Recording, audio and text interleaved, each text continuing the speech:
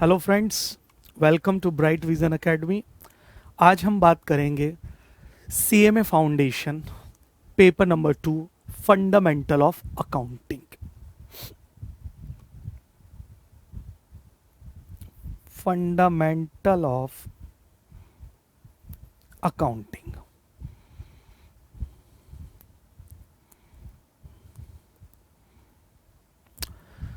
And this is paper number 2। देखिए guys, CMA foundation के लिए फंडामेंटल ऑफ अकाउंटिंग का पेपर एक बहुत ही इंपॉर्टेंट एग्जाम है जो हमें क्लियर करना है। गाइस चलिए, ये पेपर पूरा का पूरा 100 मार्क्स का एग्जाम है गाइस। ठीक है जी। तो अब ये जो 100 मार्क्स का एग्जाम है, ये दो पार्ट्स में डिवाइड किया गया है।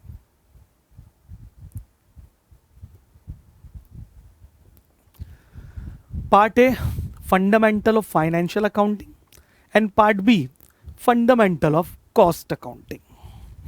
Part a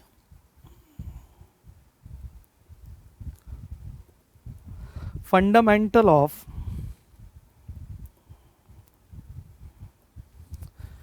financial accounting and part B fundamental of cost accounting. ठीक है भाई, फिर से सुनिए। हमारा पेपर नंबर 2 है जिसका नाम है fundamental of accounting for CMA foundation. इस पेपर को हमारे इंस्टीट्यूट ने दो पार्ट में डिवाइड किया है। पार्ट ए को नाम दिया फंडामेंटल ऑफ फाइनेंशियल अकाउंटिंग और पार्ट बी को नाम दिया है फंडामेंटल ऑफ कॉस्ट अकाउंटिंग। ठीक है guys, out of 100 marks fundamental of financial accounting आएगा 80 मार्क्स का and fundamental of cost accounting will appear for 20 marks.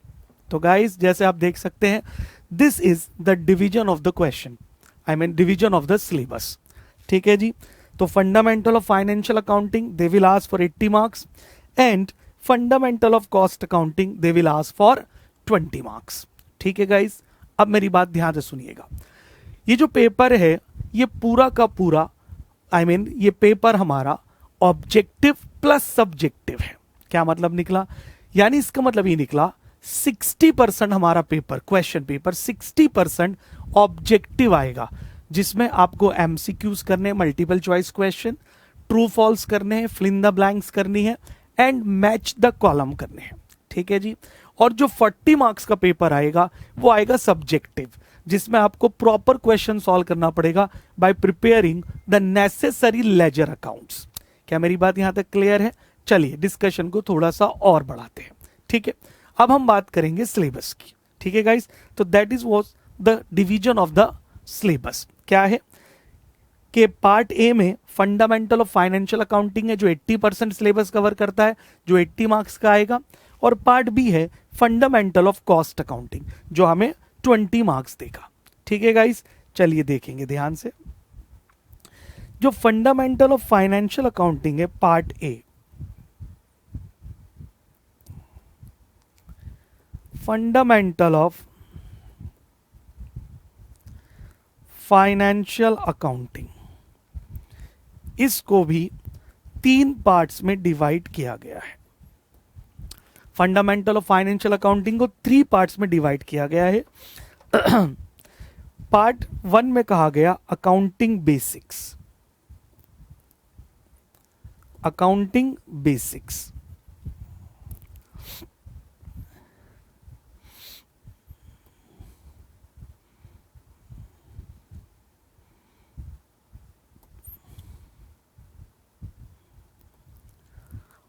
ठीक है जी। Then accounting for special transactions and then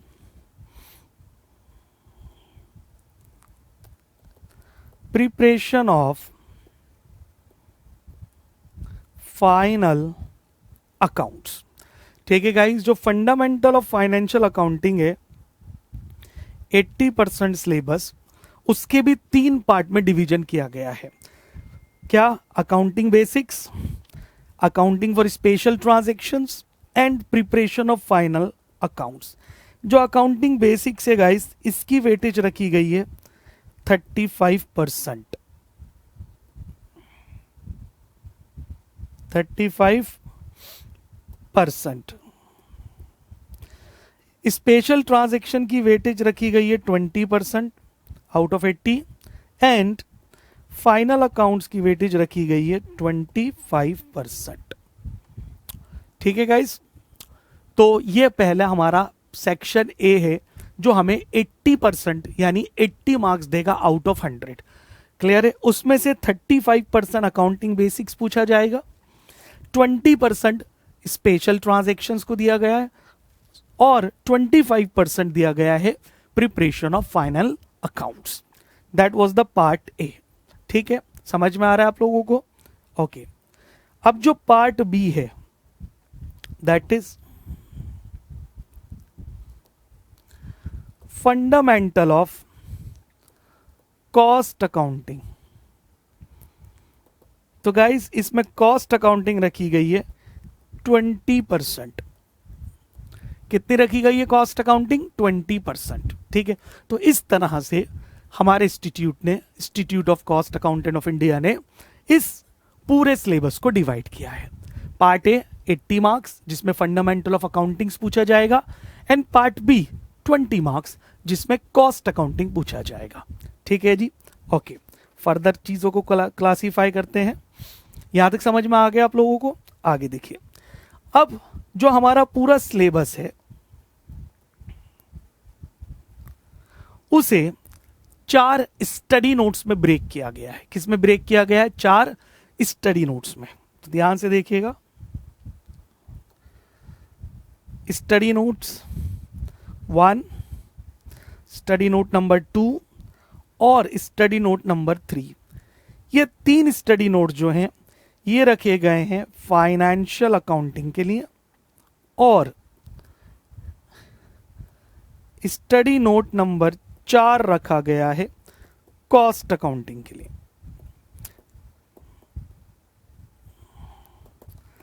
ठीक है, तो आपका जो मॉड्यूल है उसके अंदर 4 स्टडी नोट्स हैं जिसमें हमें ये पूरा सिलेबस कवर करना है। पहले 3 स्टडी नोट्स 1, 2 एंड 3 ये कवर करते फाइनेंशियल अकाउंटिंग यानी 80 मार्क्स, और स्टडी नोट नंबर 4 ये कवर करता है कॉस्ट अकाउंटिंग यानी कि 20 मार्क्स। ठीक है जी, देखिए आगे। अब अगर मैं इस पूरे सिलेबस को चैप्टर की फॉर्म में ब्रेक कर दूं, किस फॉर्म में ब्रेक कर दूं? चैप्टर्स की फॉर्म में, तो हमारे पास कितने चैप्टर्स आते हैं?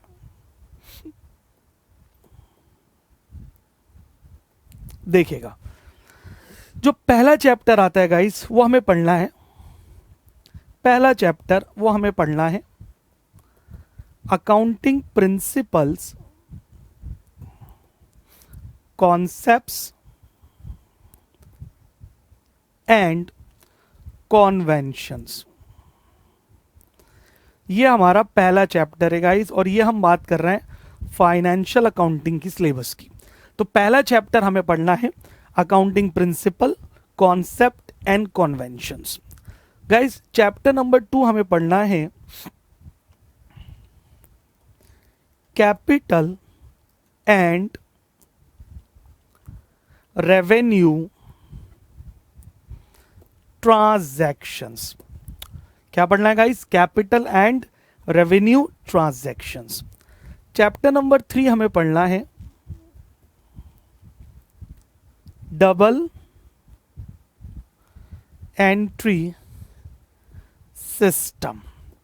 क्या पढ़ना है जी? Double entry system. और इसके अंदर हमें क्या क्या स्टडी करना है? इसके अंदर हमें स्टडी करना है subsidiary books, cash book, journal, ledger and the trial balance. ये पूरा का पूरा कॉन्सेप्ट कवर होता है डबल एंट्री सिस्टम में। फिर से सुन लीजिए, डबल एंट्री सिस्टम में हमें कवर करना है subsidiary books, cash books, journal, ledger and the trial balance. ठीक है, ये चीजें कवर होती हैं चैप्टर नंबर 3 में। चैप्टर नंबर 4 आता है हमारे पास डेप्रीसिएशन।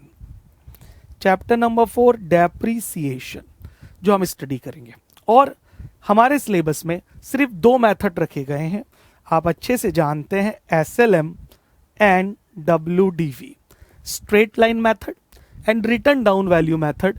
ये हमें कवर करना है चैप्टर नंबर 4 डेप्रीसिएशन में। ठीक है गाइस। चैप्टर नंबर 5 आता है rectification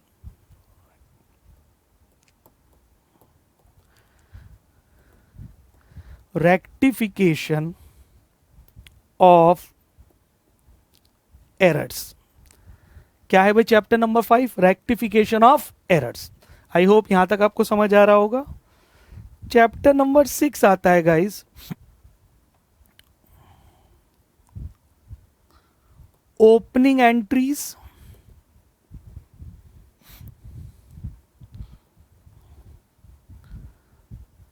transfer entries,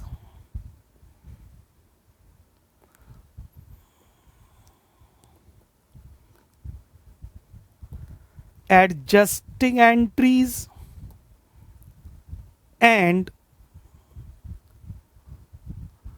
closing entries.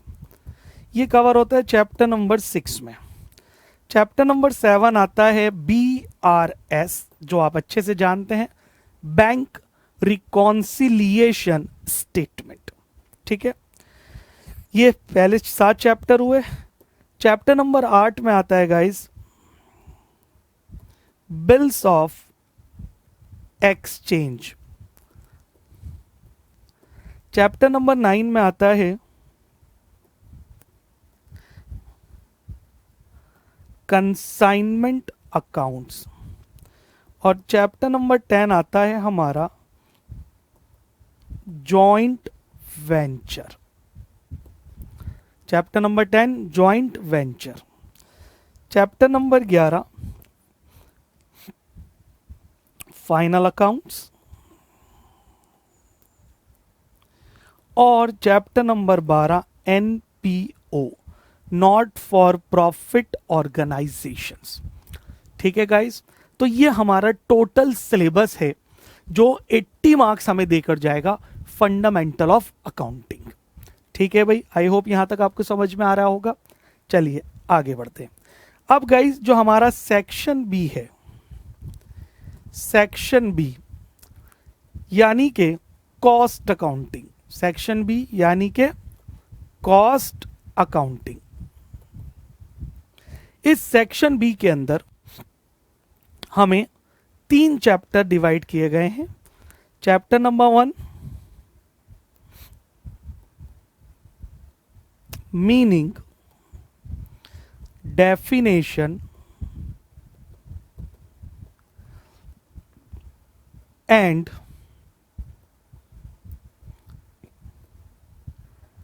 significance of cost accounting. Meaning, definition and significance of cost accounting. Chapter number 2 classification of cost, और chapter number 3 cost sheet. Chapter number 3 cost sheet. तो guys ये हमें 20 marks में cover करने हैं 3 chapters जो हमें देते हैं फंडामेंटल ऑफ कॉस्ट अकाउंटिंग में। ठीक है गाइस, तो ये हमने डिस्कस किया about the syllabus of CMA foundation paper number 2 fundamental of accounting. क्या यहां तक मेरी बात क्लियर है गाइस?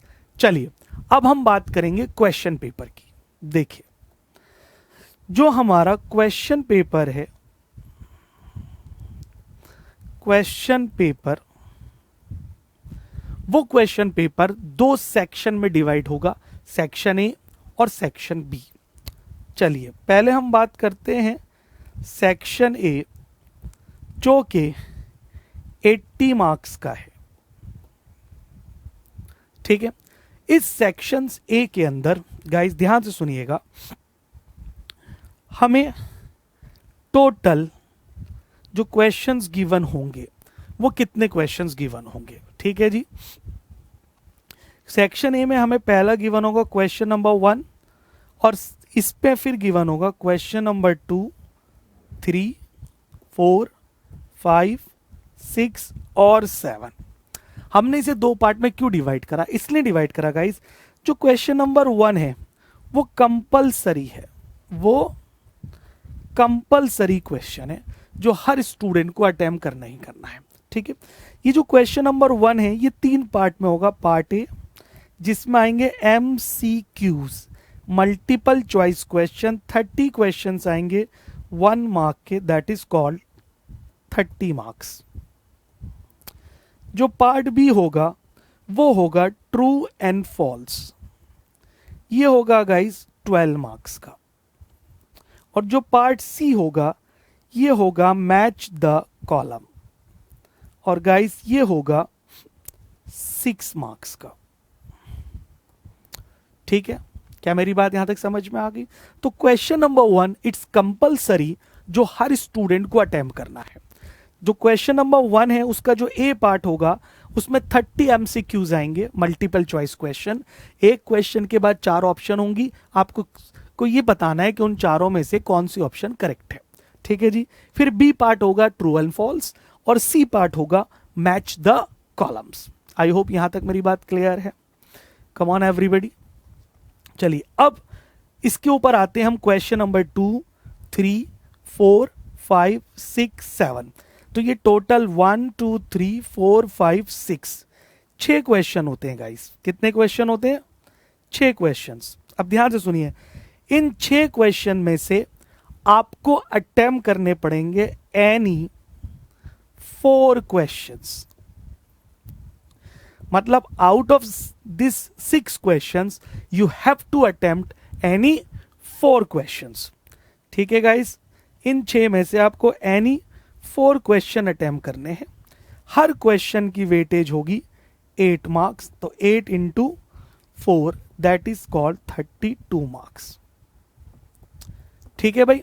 और ये जो 4 क्वेश्चन आपको अटेम्प्ट करने हैं ये सब्जेक्टिव क्वेश्चंस हैं, जिसमें आपको पूरे लेजर बनाने पड़ेंगे, प्रॉपर क्वेश्चन सॉल्व करना पड़ेगा, ठीक है जी। बात क्या मेरी यहां तक समझ में आ गई है? सो अगर हम इसका वेटेज कर दें तो ये होता है टोटल मिलाकर 48 मार्क्स और ये होता है 32 मार्क्स, ठीक है। तो total in total that equal to 80 marks. तो गाइस इस तरह से आपका क्वेश्चन पेपर डिवाइड होगा। ये हमने बात की है सेक्शन ए की, ठीक है भाई। क्या मेरी बात यहां तक क्लियर है सब लोगों को? ठीक है, चलिए अब हम बात करेंगे सेक्शन बी की। सेक्शन बी स्टार्ट होगा क्वेश्चन नंबर 8 से।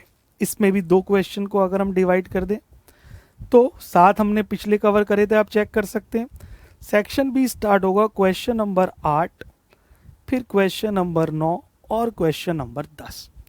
Again guys question number 8 compulsory है, हर स्टूडेंट को ये क्वेश्चन कवर करना है और ये पूरा का पूरा होगा MCQs, मल्टीपल चॉइस क्वेश्चंस, ठीक है।